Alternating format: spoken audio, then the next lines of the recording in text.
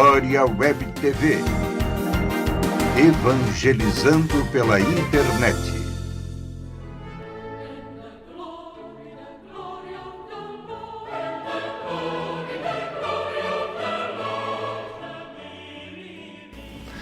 Como podemos entender a humanidade de Jesus, o Filho de Deus? Hoje nosso programa quer discutir como entender, como podemos explicar a humanidade de Jesus. Por que o Filho de Deus se fez homem?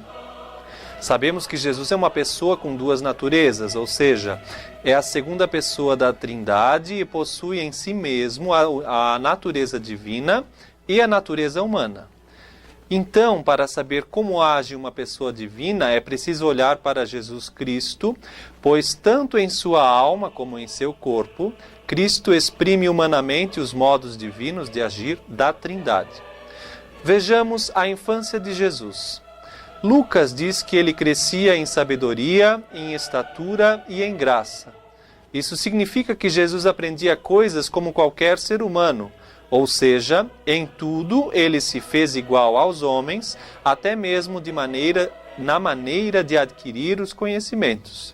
Antes de tudo, Jesus é Deus que se fez homem, e isso nós cremos. Ele sabia das coisas e o que era necessário para acontecer para o cumprimento de sua missão. Assim, o Catecismo da Igreja Católica afirma: o Verbo feito carne quis humanamente, na obediência a seu Pai, tudo o que decidiu divinamente com o Pai e o Espírito Santo por nossa salvação.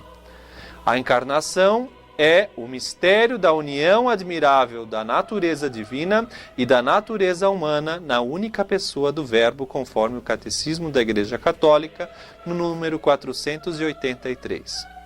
Assim, a encarnação do Filho de Deus não significa que Jesus Cristo seja em parte Deus, em outra parte apenas humano, nem que seja resultado de uma mistura confusa entre o divino com o humano.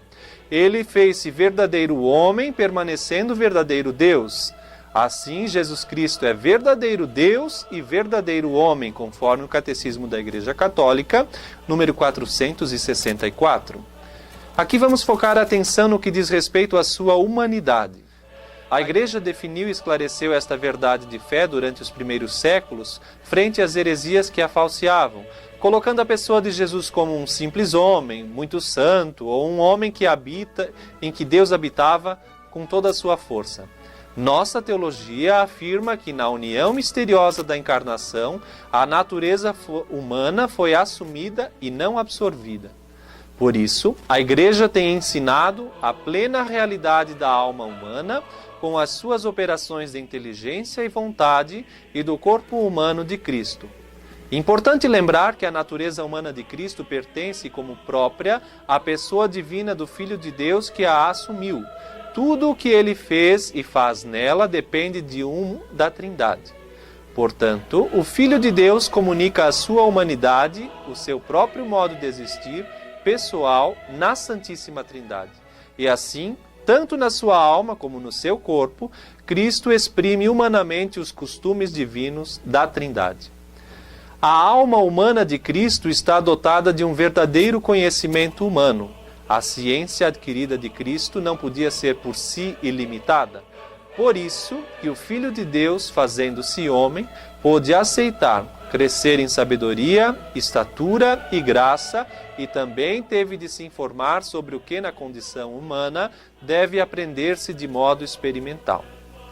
A vontade de Cristo segue a sua vontade divina sem fazer resistência nem oposição em relação a ela, antes estando subordinada a essa vontade onipotente.